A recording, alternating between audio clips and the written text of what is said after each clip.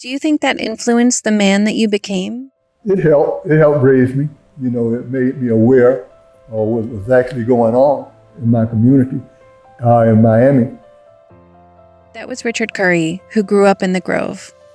He's not the only one who talks about how being aware and active in what was happening in the community helped raise him and helped him to be better. If you were with us last episode, you'll remember Miss Helen Bentley, who was a nurse. According to Thelma Gibson, Nurse Bentley was the prettiest woman in uniform she'd ever seen, and she was someone that Thelma deeply admired. We heard that when she wasn't nursing, Nurse Bentley was also a community activist. She was very active with the cemetery when they were keeping it clean through the years. You remember that, Frederica? Yeah, she was into almost everything. Yeah. But you can't just name anything special. She was a great worker. Nurse Bentley is one of many in the Little Bahamas community that we'll hear about as we explore how the community fought and continues to fight for itself. This is the rich and forgotten history of Black Coconut Grove. And that's where their house was. And here's Carol Davis Henley, granddaughter of EWF Stirrup Sr., who was a major contributor to the establishment of the Little Bahamas. EWF owned lots of property and rented it out to folks in the community. He's often credited with encouraging his tenants to save their money to buy a house, encouraging them to build a life for themselves and their families. And in all his years as landlord, EWF never foreclosed on anyone. He built himself up and was able to provide for his wife and children, and he was able to leave a legacy for his heirs. He was determined to help others do the same. Here, though, Carol is talking about her dad, Dr. Ira P. Davis, who was a dentist, and much like his father-in-law, Dr. Davis encouraged folks to do better for themselves. He took payments from patients in all forms, and when he was asked for a pass not to return to work after an appointment, Dr. Davis said, "You're well enough to go to work, so you should go. Don't lose that job." Dr. Davis just had a street named after him, a process that took 5 years to complete. And that's where their house was, which later became nicknamed the Little White House, because so much strategy took place there between him and Father Coma and Judge Thomas. He wasn't a judge then. Lawson Thomas, Judge Henderson, who was over. So Lawson Thomas was the first Black lawyer to try his own cases in court. Father Coma was the one that was over St. Agnes Church. And Judge Henderson was over the Longshoremen. And my father and some others, they would meet there and strategize a lot. Like for the Virginia Key Beach. That strategy for what happened to get Virginia Key Beach took place in my father's house. They worked it all out how they were going to do it. Like that wade-in in Miami to get Virginia Key Beach, that was the first of many wade-ins throughout the South, throughout the state of Florida. Carol's right. After that came Crandon Park Beach, Fort Lauderdale, and St. Augustine, but not all were as successful as the Virginia Key Beach wade-in. Held in May of 1945, 7 Black beachgoers went swimming in a white-only beach. The protest was designed to call attention to Jim Crow's, quote, separate but equal, since there were no public beaches for Blacks to use at all. Virginia Key opened as Miami's first Black-only beach just 4 months later, in August of 1945. It was, as Richard Curry noted, a place where Blacks could swim and enjoy an afternoon by the water, or, as Richard also notes, jumping from the bridge into the water. Today, it's designated as historic and serves as a reminder of Miami's segregated past. Virginia Key Beach was the place that we went to enjoy ourselves. But on the other side, they wanted to integrate that side. So we would go on the bridge and dive off and stuff like that, just to show that we were there. But Virginia Key Beach was our main source of entertainment for the beach. There are loads of these kinds of stories, and all of them are told so matter-of-factly, which for me was surprising, at least initially. Then I realized these stories are told so nonchalantly because fighting for themselves and their community wasn't uncommon. This community has been fighting and advocating for itself since its inception, and its leaders didn't hesitate to engage others to join. Theodore Gibson, we did a lot of, during that time, civil rights movements. We went downtown, Walgreens, and places like that, on the bus, from the back of the bus to move up to the front of the bus. Sure, And that was under Theodore Gibson that we did all this. Father Theodore Gibson was born in 1915. He became rector to the parishioners of Christ Episcopal Church in Coconut Grove in 1945 and stayed there until his death in 1982. Throughout his life, Father Gibson was a civil rights activist, even serving as a Miami City Commissioner. He used his voice to improve life for all in the Grove community. While he was certainly focused on racial equity and organized protests like the bus rides or the wait-ins, Father Gibson also worked within the system to effect change. We've heard from his wife, Thelma Anderson Gibson, who is a nurse and an activist with a legacy of her own. She had this to say about a big change the new priest that came to town was able to make, really talking about her husband. But we had to pump water. We had to go outside to the toilet. We had no toilet paper. We used to have newspaper that we had to take to the toilet. And we had to wipe ourselves. We had no bathrooms. So we had to take baths in the tub. And most times we put the water in the tub and have it in the backyard to heat. We had to pump water. And we did all that during all of my childhood. When I left here going to nursing school. But while I was in nursing school, a new priest came to my church by the name of Theodore Gibson. And he and Elizabeth Ferrick went to the city of Miami. And they were able to get them to rule that every house had to have an inside plumbing. Father Gibson is, as I noted earlier, one among many leaders advocating for the community. Here's Carol again, talking about how her father, Dr. Ira P. Davis, and others created room for Blacks in law enforcement. It's a lengthy quote, but it spotlights the very strategic nature of civil activism in the community. Take a listen. One after the other. So when they finally they were approached soon after my father got here, because another group had been trying to get Black policemen. A group consisting of whites and Blacks. Let's put that out there. The Friendship Gardens Association. So Annie Coleman, I think, was over that group. And she reached out to Father Coleman, my father, and so forth, and said, can you help us? And so they kept working on it. They kept bit by bit going to the city commissioner, what have you.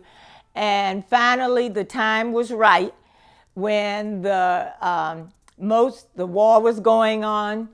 Most of the white candidates for police officers were away at the war.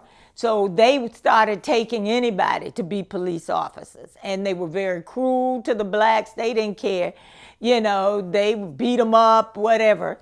And so, there's an article that talks about how they went to talk to the police commissioner and whatever and said, look, we need somebody Black to patrol the Black area. This is why, this is what's going on.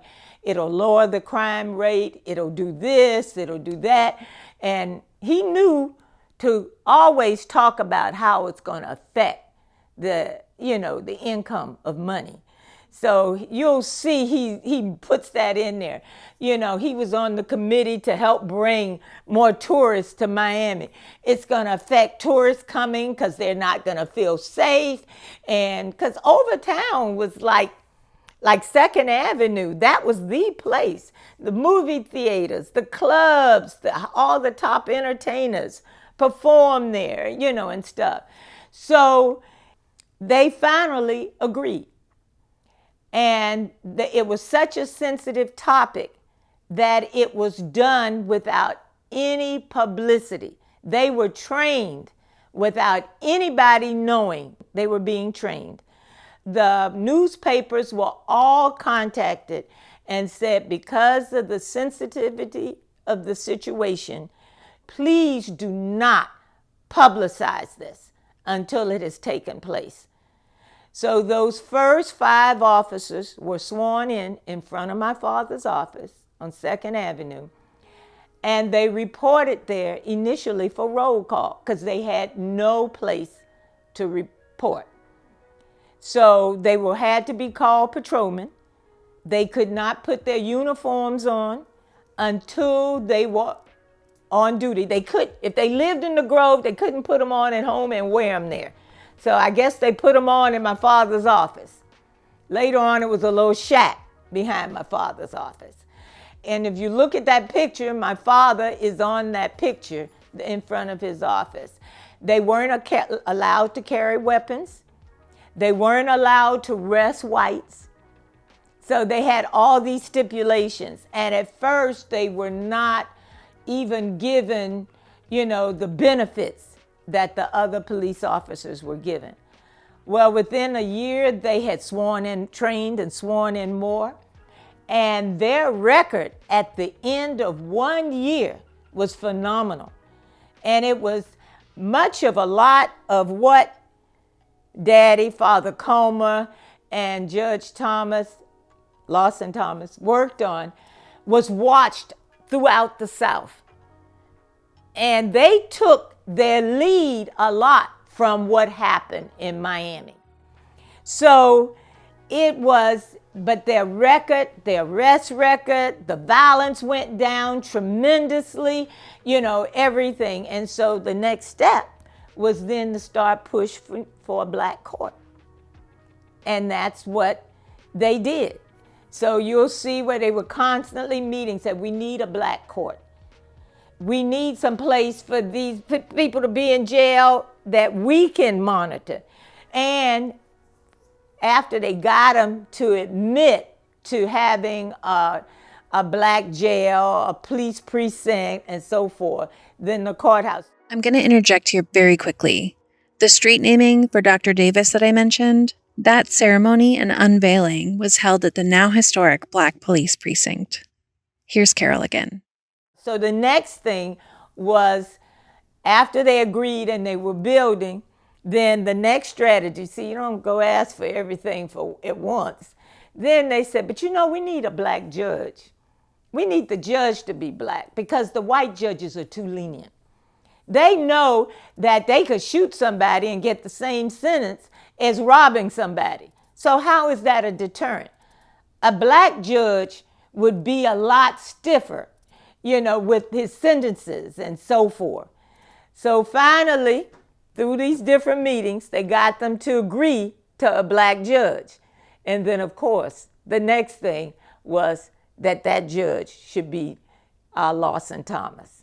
And so that's how he got to became the first black, very deserving.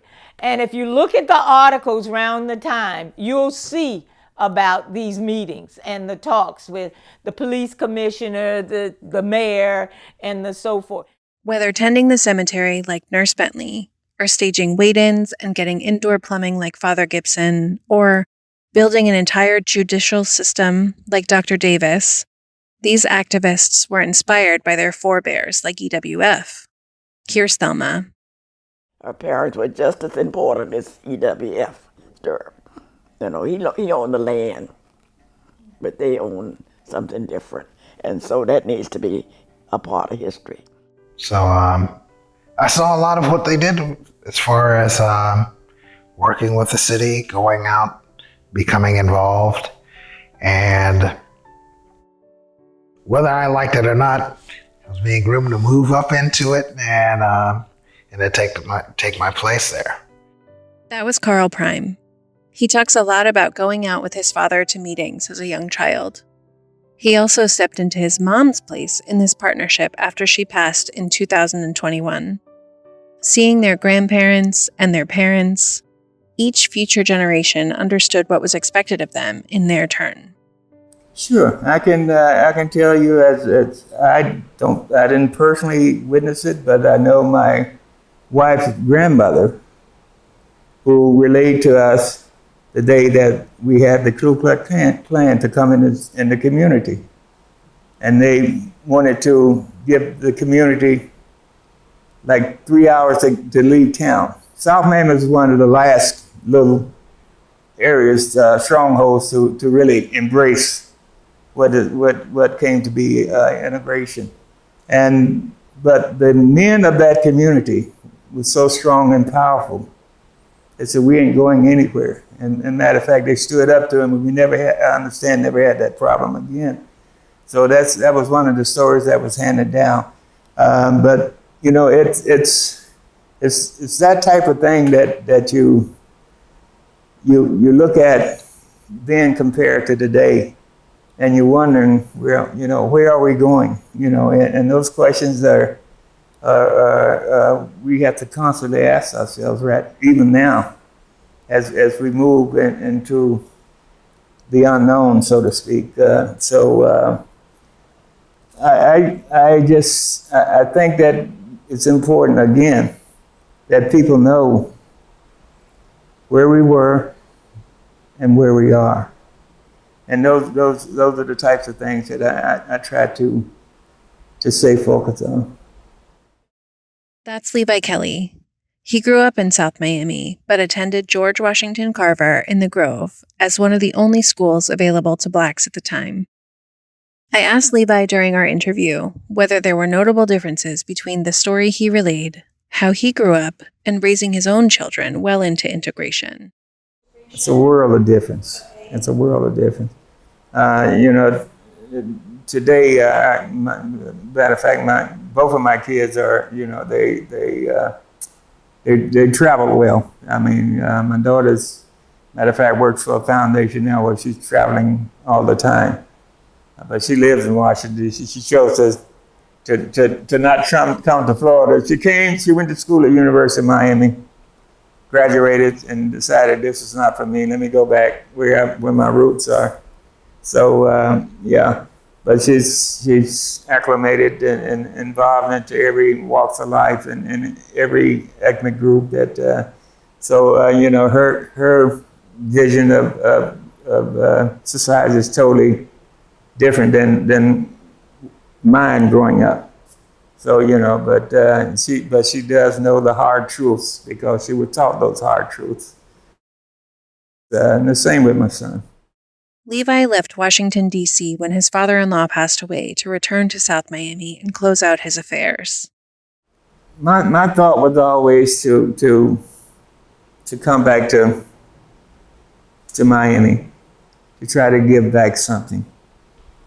And it was probably not planned that way to happen, but after my in-laws passed away and we had some business stuff here to handle. So it was an opportune time. My son had just graduated from high school when my father-in-law passed away. So we made the transition to move back here. And and I immediately came back and got involved into community stuff here, so yeah.